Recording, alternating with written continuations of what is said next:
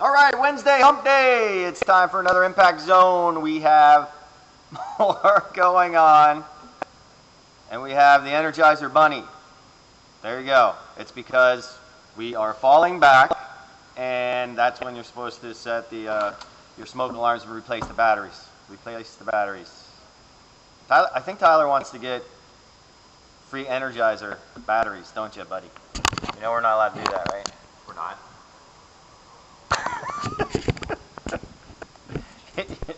Yes. We've had that bunny for a while, I think. No, I got that one yesterday. It was shipped right to me. No. Yeah. How many of those do we have now? I don't know. Anyways. All right. Back to the surf forecast. Thanks, everybody, for clicking on this and tuning in because you know what?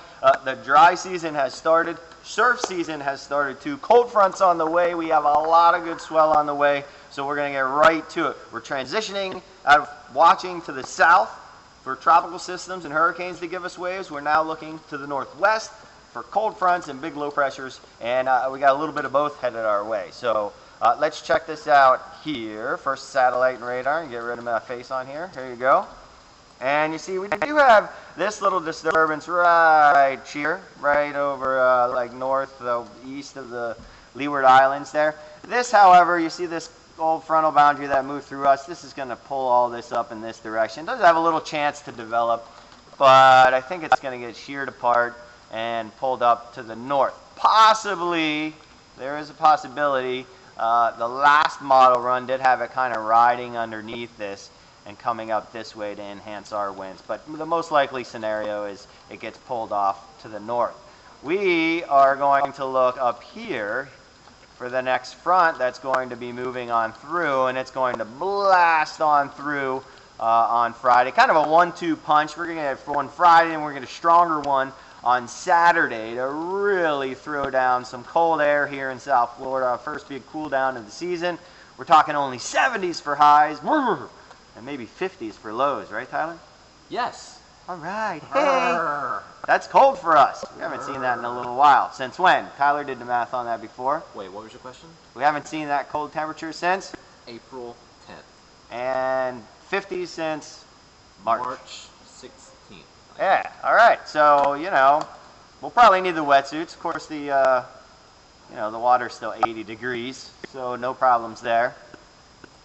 Let's just get to the maps. Here we go. All right, so I fast-forwarded already to the first little low moving off. It's kind of a trough, kind of an elongated low pressure. But look, it does set up a little bit of fetch here. So I'm thinking, and this is somewhat new to this model run, this is 12Z on Friday, so early Friday morning.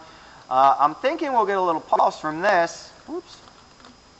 And from this area right here, I'd say day and a half. So Friday or Saturday, probably late afternoon, maybe after mid to late afternoon, we should start to see a north swell start to push into our waters here. So be prepared for that. Plus, at the same time, we will have hard offshore winds. So I'm thinking that we'll start to see that coming on in. Now let's go real quick here. Oops. We'll go through time here and go to the goods. If it's going to let me. What'd you do to this computer, Tyler? It's been acting weird all day. All right, so here's the initial push here of northwest winds, and that's because we have a big old low rolling off the Delmarva or Hatteras at this time. We got that strong just jam of northwest winds. That's dragging down, see the flow all the way from Canada down through the Great Lakes and then down into South Florida. So that'll drag down some cold air, and this is a classic signature here for the refraction swell to see in the Nook here, these hard northwest winds in the Nook, west and northwest winds in the Nook. That usually gives us a good chance of refraction swell, and I think we're going to see that. The problem is going to be whether the wind turns or stays offshore in time. The timing of this one right now looks late Saturday, along with that same little pulse that'll move through.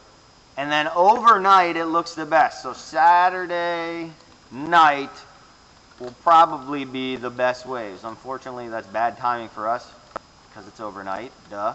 But I think it'll linger into Sunday morning. And so let's go to Sunday morning real quick, and we will see the change here. Oops. So there's Sunday morning early. Remember, we fall back Saturday night, Sunday. So the sun's going to rise earlier now. And what time is it? Like 5:30, 6:30? I don't even remember. The sunrise time Sunday? Oh, Tyler. He's supposed to be my assistant. My bad. He's just not there. But he's dressed up today. Had to do the noon show. Anyway, so first light I think is going to be at like, Nice tie. yeah, it looks dapper, that skinny tie. Tie clip and everything. I don't know. Hey. I'm going to the meeting. Oh yeah, we got a meeting. Is that 3 or 3:15? 3. All right, so we're going to hurry up and finish this. All right, because I missed the meeting the last time. Okay, so, yes, so I think first light probably around 6:15, so you'll be able to get out there. This is at 7 a.m., so the wind is still offshore here, as you can see. And then somewhere between 15 Z, so 9 or 10 o'clock, and 1 or 2 o'clock, that's when it turns offshore. So I'm going to say, 11 or 12 o'clock is when the wind is going to turn onshore and just blow it to smithereens on Sunday. But you're going to have a little bit of a window from sun up to around 11 o'clock of offshore winds and a nice refraction swell. Now let me rewind this a bit to show you the low moving off the coast and a big old fet setting up here between Hatteras and the low. So this swell should start to make it down here, and it'll be a big thick swell that'll make it down here probably late Monday. Monday afternoon is when that should, from this area, the time it takes for it to head down here, Monday afternoon. The problem with that one is going to be, let's fast forward to Monday, and this is Monday morning, so still waves for us, but all totally blown out. Look at this, hard onshore wind, 20-25 knots out of the northeast, and just destroying any kind of swell out there. This is Monday afternoon, right about there. That's Monday afternoon.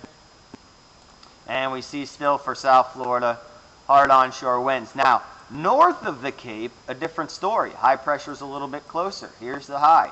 So this wind will be calmer and possibly light in the morning, or even light offshore in the morning north of the Cape. South of the Cape, I just don't think so. I think the wind's going to be too strong, and it's just going to blow out everything. So if you want to travel north of the Cape, you may score there. Now, let's fast forward to Tuesday morning. Tuesday morning, the wind turns more east. You can see, less north in it, so this is more east right here. Again, north of the Cape, a little bit cleaner, but actually it starts to pick up out of the southeast a little bit north of the Cape. So that might cross-chop it up, that big chunky swell that's going to head on down. But the possibility of it being a little bit cleaner the farther north you head there, north of the Cape, is still going to be there. For South Florida, we're still going to be looking at, east to northeast, blown out, chunky wind chop, big chunks, probably head high overhead, and gnarly. You're going to have to duck behind any jetties just to block that wind. Although it's going to be tough because the wind's going to be turning more east, so, that's less that the jetties are going to help block that wind for you. And then as we go into Wednesday, it's definitely more east, but it does start to slack off. This is Wednesday morning, so there could be some cleanup, especially up coast. There could be some cleanup swell. Here in South Florida, there still could be some cleanup on Wednesday. It's just the swell is going to last much, much less into Wednesday because of our Bahama blockage there and that east-northeast trajectory. But up coast, probably still be good on Wednesday with a light offshore, maybe light onshore wind. And then this just lingers out here, and then the wind dies off altogether. On Thursday, I would say still some lingering swell up coast on Thursday. For us, we'll probably go flat, and on Friday too. Now, check it out. We get a twofer here because exactly the same thing happens 1 week later. Let's fast forward to Sunday morning, or Saturday, I guess. Saturday morning here. Wait for this thing to get caught up. So here we go. So we get another blast. Here's another cold front, and this one, this time doesn't really have a low that's going to move offshore. It's going to stay, but it's going to stay onshore, but we still get that classic signature for refraction swell right in the nook. I call this area the nook, right in there. And so we're going to get possibly at the same time, it's a little earlier now. That's not good for me.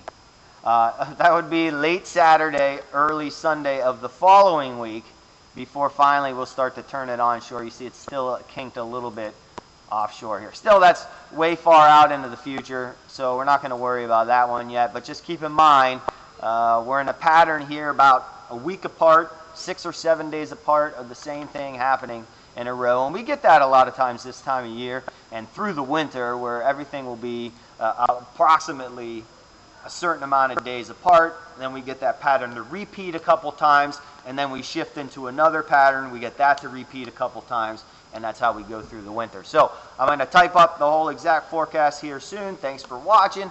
Good news is there is some swell in the forecast, maybe a day of it, a half a day of it, and then there's a whole lot of wind chop in the forecast. And really, the month of November I'm going to nickname Blowvember because there's going to be a lot of wind chop going on, but at least we're going to have consistency out there. All right, time to go to my meeting.